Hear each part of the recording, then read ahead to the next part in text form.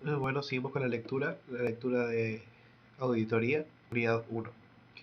Tipos de encargo, de aseguramiento y de servicio relacionado. Las normas establecidas en la R37 se refieren a encargos de aseguramiento y a servicios relacionados.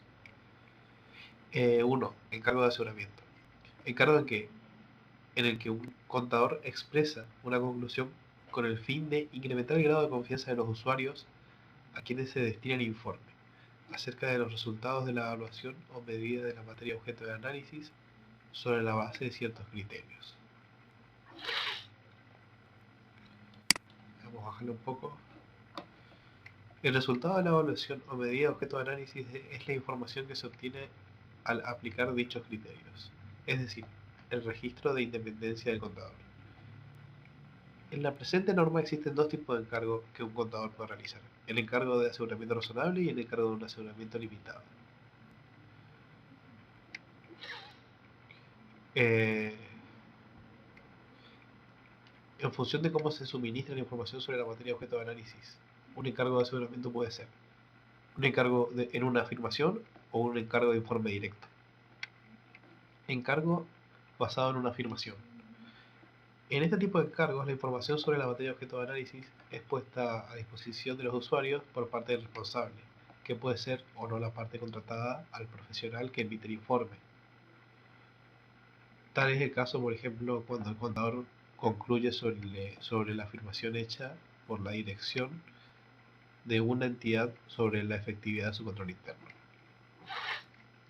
Encargo de informe directo. En este tipo de encargo no existe una afirmación o información sobre la materia objeto de análisis puesta a disposición de los usuarios por las partes responsables, sino que tal información se brinda a los usuarios en el informe del contador. Tal es el caso, por ejemplo, cuando el contador concluye sobre la efectividad del control interno de una entidad. Bueno, entonces el encargo basado en una afirmación, eh, la información sobre la materia objeto de análisis es puesta a disposición de los usuarios por la parte responsable. Y en el informe directo es puesta a disposición de los usuarios se brinda en el informe del contador.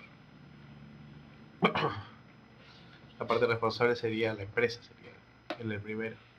Y en el segundo sería el contador, digamos, a través de su informe que pone la información a disposición de los usuarios.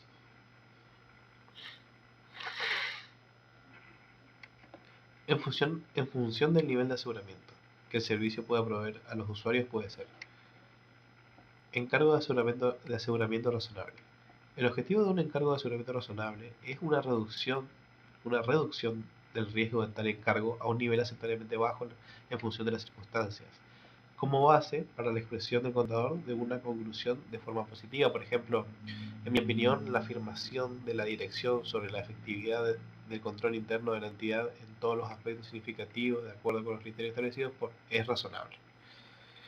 En el caso de un encargo basado en una afirmación, o en mi opinión, el control interno de la entidad es efectivo en todos sus aspectos significativos, de acuerdo con los criterios establecidos por una auditoría de estados contables. Es un encargo de aseguramiento razonable. Auditoría de estados contables prospectivos, otras auditorías.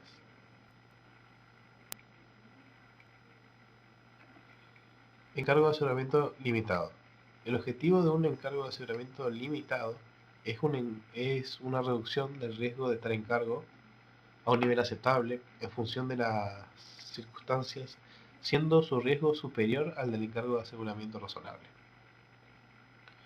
Como base para la expresión del contador de una conclusión en forma negativa. Por ejemplo, con la base en el trabajo descrito en este informe, nada me ha llamado la atención para llevarme a pensar que la afirmación de la dirección sobre la efectividad del control interno de la entidad en todos los aspectos significativos, de acuerdo con los criterios establecidos por, no sea razonable.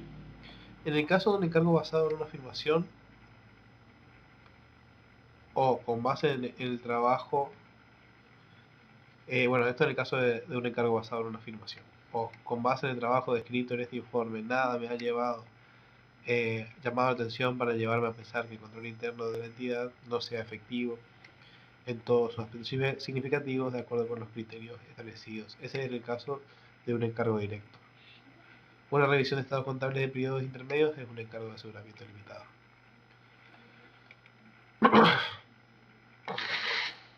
Servicios relacionados. Estos servicios no tienen como propósito incrementar la confiabilidad de terceros de un tema u objeto, no obstante los cuales la RT también exige requisito de independencia. Situación está difícil de fundamentar dado que las NIAs no exigen la independencia en estos casos. Se define que no todos los servicios brindados por SP son de seguridad.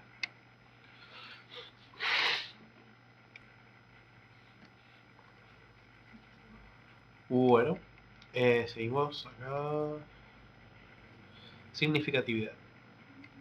Esto está en la RT16, define las desviaciones aceptables y la significación. Son admisibles las desviaciones que no afecten significativamente la información. Es significativo cuando tiene aptitud para motivar algún cambio en la decisión que podría tomar alguno de los usuarios. Problemas. Omisión injustificada de elementos, aplicación de criterios de medición distintos a los requeridos, comisión de errores en la aplicación de criterios. Significación, materialidad, RT37. Bueno, esta primero dijimos la RT16, ahora la RT37. Importancia relativa de una cuestión según el contexto. El contador determina la significatividad de una cuestión en el contexto en el que se está haciendo objeto de consideración.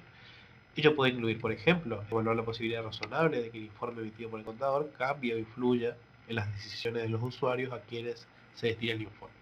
O como otro ejemplo, determinar si la cuestión analizada será considerada importante por los responsables de la dirección de acuerdo con sus responsabilidades, a los efectos de determinar si debe o no informarse a estos acerca de dicha cuestión.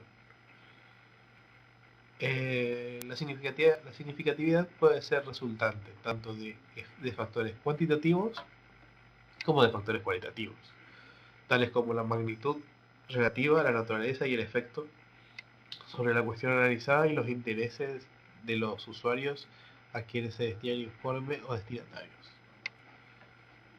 Detección de incorrecciones por errores y fraudes. RT37. Incorrección. Diferencia. ¿Qué es la incorrección según la RT37? Diferencia entre la cantidad de clasificación, presentación o información revelada respecto de una partida incluida en los estados contables y la cantidad de clasificación, presentación o revelación de información requeridas respecto de dicha partida de conformidad con el marco de información contable aplicable. Las incorrecciones pueden deberse a errores o fraudes. Cuando el contador manifiesta una opinión sobre si los estados contables se presentan razonablemente en todos los aspectos significativos, las incorrecciones incluyen también aquellos ajustes que, a juicio del contador, es necesario realizar en las cantidades de clasificaciones, la presentación o revelación de información para que los estados contables se presenten razonablemente en todos los aspectos significativos. Error. Una incorrección no intencionada. ¿Qué es el error? Es una corrección no intencionada contenida en los estados contables, incluyendo la omisión de una cantidad o de una información a revelar. ¿Y qué es el fraude? Es un acto intencionado realizado por una o más personas de la dirección, los responsables del gobierno de la entidad o los empleados o terceros, que conlleve la utilización del engaño con el fin de conseguir una ventaja injusta o ilegal.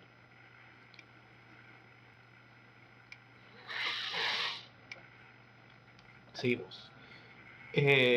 NIA, responsabilidad del auditor en la auditoría de estados financieros con respecto al fraude. Una cuestión a considerar es cuál es el papel del auditor ante la existencia de fraudes y errores. La NIA 240 establece que las incorrecciones en los estados financieros pueden deberse a fraude o error. El factor que distingue el fraude del error es que la acción subyacente que da lugar a la incorrección de los estados financieros, sea o no intencionada, es la acción subyacente, que la acción subyacente que da lugar a la incorrección de los estados financieros, sea o no intencionada. Para el auditor son relevantes dos tipos de incorrecciones intencionadas. la incorrección debida a información financiera fraudulenta y las debidas a apropiación indebida de activos. Los responsables del gobierno de la entidad y la dirección son los principales responsables de la prevención y detección del fraude.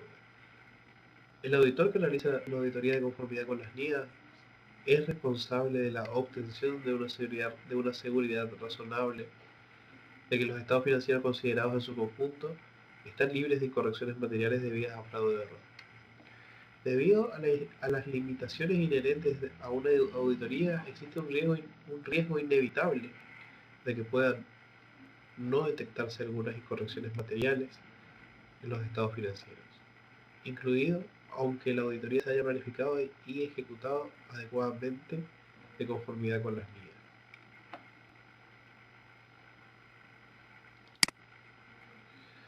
El riesgo de no detectar incorrecciones materiales debidas a fraude es mayor que el riesgo de no detectar las que se deben a error.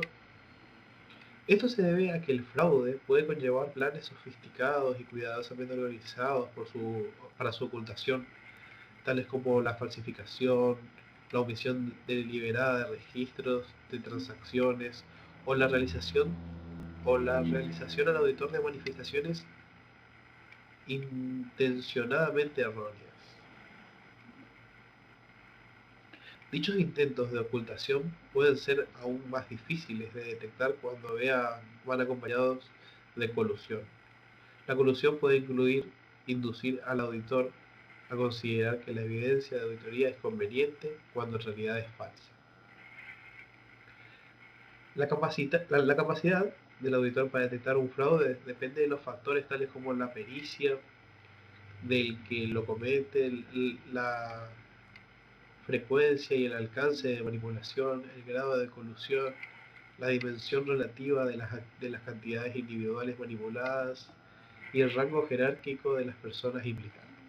Si bien el auditor puede ser capaz de identificar la existencia de oportunidades potenciales de cometer un fraude, puede resultarle difícil determinar si las incorrecciones en aspectos en los que resulta necesario ejercer el juicio, tales como las estimaciones contables, se deben a fraude o error.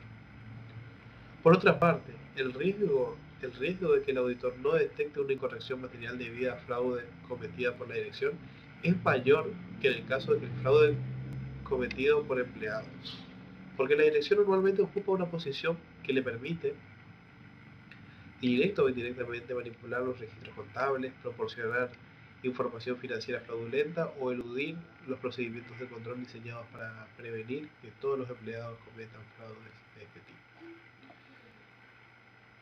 Los objetivos del auditor son, en este punto, en este ítem, los objetivos del auditor son identificar y valorar los riesgos de corrección material de los estados financieros debidos a fraude, obtener evidencia de auditoría suficiente y adecuada con respecto a los riesgos valorados de corrección material debida a fraude mediante el diseño y la implementación de respuestas apropiadas. Responder adecuadamente al fraude o a los indicios de fraude identificados durante la realización de la auditoría.